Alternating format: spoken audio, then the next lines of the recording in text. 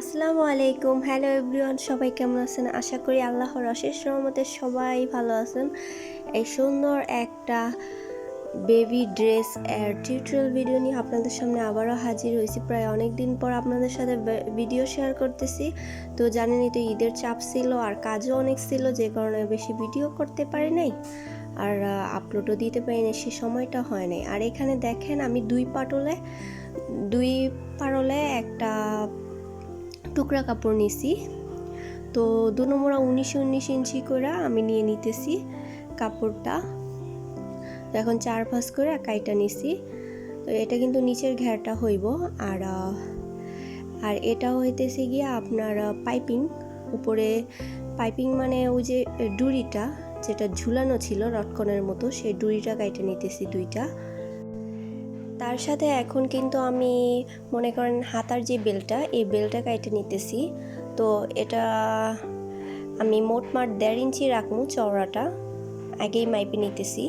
তো আপনার লম্বায় এটা থাকবো 8 ইঞ্চি আর এমনি চওড়া থাকবো মাত্র 3 ইঞ্চি। তো যতটুকু আর কি সেলাইয়ের জন্য কাপড় খাপে আর তার বাকিটা বেল হইব। তো এখন আমি সুন্দর করে মাইপা কাইটা নিমো। আর আপনাদের একটা কথা মনে করাই দিই, যারা এখন আমার এই ভিডিওটাতে একটা লাইক দেন নাই, অবশ্যই আমার ভিডিওটাতে একটা লাইক দিবেন।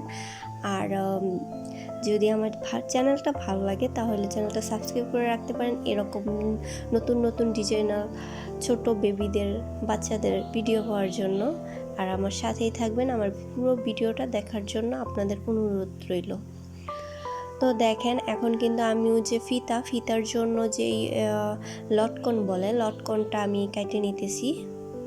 লটকনটা এটা দুইটা হইব, তো মাঝখানের ভাঁজটাও কাইটে নিছি, এরকম হইব। সাথে আরেকটা দিমু, একটা ছোট হইব একটা বড় হইব, সেটা আমি আপনাদের ভিডিওতে এই যে এখনই কাইটা নিতেছি দেখাই দিই। তো এগুলা কিন্তু দেখেন, আমি ছোট ছোট টুকরা কাপড় থেকে কিন্তু এগুলা নিতেছি। তো এই সব জামা বানানোর জন্য কিন্তু এত কোনো মহামারী কাপড় লাগে না, ছোট টুকরা কাপড় হলেই চলে। তো এখানে আমার একটু ভিডিওটা স্কিপ হয়ে গেছে। এই যে উপরের যে রাবারের অংশটা, সেটার জন্য 3 ইঞ্চি এক্সট্রা কাইটে নিছিলাম। আপনাদের যেহেতু আমি লম্বি 19 ইঞ্চি দেখাইছি, এখান থেকে কিন্তু 3 ইঞ্চি খাবো। তো 1 ইঞ্চির উপরে খাবো আপনার রাবারের জন্য, আর উপরে থাকবো 1 ইঞ্চির মতো। তো মোটমাট আমি 3 ইঞ্চি বাড়তি কাপড় নিছিলাম। তো এখানে দেখেন, এখন রাবারটা লাগাই নিমু। আর এই কাপড়ের অর্ধেক নিমু রাবার। তো মানে কাপড়টা যথাযথ লম্বি থাকবো, মনে করেন 18 ইঞ্চি লম্বা, 19 ইঞ্চি যেহেতু 8.5 মানে 18 ইঞ্চি ধরলাম। তো 18 ইঞ্চি হয় 9 ইঞ্চি। তো 9 ইঞ্চি রাবারটা নিলেই চলবো। এখন গলার গলার মানে কাঁধের যে বেল্টটা, ওই বেল্টটা আমি জোড়াতে নিতেছি। এটাকে উল্টায় নিলে একটা বেল্ট হয়ে যাব। তো আপনারা ভিডিওটা দেখতে থাকেন। তারপরে এই যে এখন কিন্তু ওই যে ডুরি যেটা ফিতাটা ঝুলাইছিল, মানে ডিজাইনার যে জামাগুলো, এই জামাটা অনেক সহজ, কিন্তু ডিজাইন করে জামা বানাইতে গেলে ওই জামাগুলোর একটু ঝামেলা আছে, ডিজাইনগুলো তৈরি করতে অনেক সময় লাগে। তো ধরেন এই যে ডুরিটা এখন তৈরি করে নিতেছি। তারপর লটকনগুলো আমি আটকায় নিমু, সেটাও ভিডিওতে আছে, আপনারা দেখবেন, খেয়াল করবেন। ফিতাটা ভেতরে রাখতে হইব। আর বাউ পিঠ, যেই লটকনের বাউ পিঠটা, ওটাও ভেতরে থাকবো, উল্টা পিঠটা উপরে থাকবে। এখন আমি দুটোটা সেলাই নিতেছি। এই তো দেখেন, লটকন হয়ে গেছে। আর লটকনটা কিন্তু এই যে উপরে একটা কাপড়, নিচে আর একটা কাপড়, মানে 2 কালার 2টা কাপড় দিছি। তারপর দেখেন, দুটোটা লটকন কিন্তু এভাবে আমি যে লটকন ফুল বলে, ওই ফুলটা আমি দুটোটা সেলাই করে নিলাম। এখন এই যে এই বো বানানোর ভিডিওটা আমার স্কিপ হয়ে গেছে, বো বানানোর ভিডিওটা দেওয়া হয় নাই। তো আপনাদের যদি উপরের যে ফুলের মতো বো বানানোর ভিডিওর দরকার হয়, তো আপনারা বলবেন আমারে, যে আমি এটার ফুল ভিডিও আপনাদের দেওয়ার চেষ্টা করবো, যে 2টা কাপড় একসাথে করে কিভাবে সুন্দর একটা বো বানানো যায়, ওইটার ভিডিওটা আলাদা দেওয়ার চেষ্টা করবো। তো দেখেন, আবার ওই আরেক সাইডের যেটা, ওইটা সেলাই করে নিতেছি।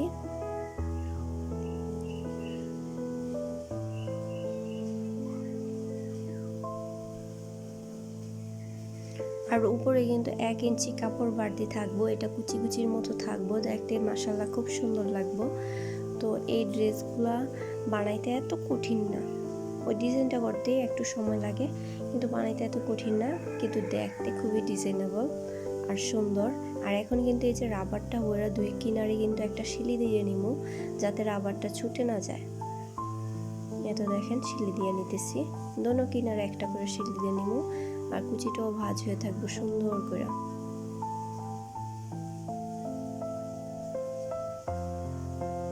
এখন আমি সুন্দর করে 2 সাইডে এই যে বেলটা লাগাই নিতেছি। আর মাঝখানে কিন্তু যেহেতু 1.5 বছরের বাচ্চার জন্য এটা, তো মাঝখানে 3 ইঞ্চি ফাঁকা রাখছি, আমি মাপাটা দেখাই নেই আপনাদের।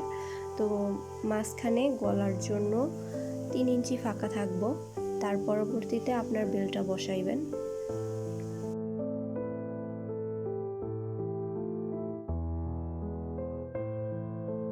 এখন 4টা বেল্ট সাজানোর পরে জামার যে 2 সাইড আছে, ওই জামার 2 সাইড এখন ভালো করে সেলাই নিতেছি। তো অবশ্যই 2টা করে সেলাই দিবেন যাতে সেলাইগুলো পোক্ত হয়। তো দেখেন এখন আমি সেলাই করে নিতেছি।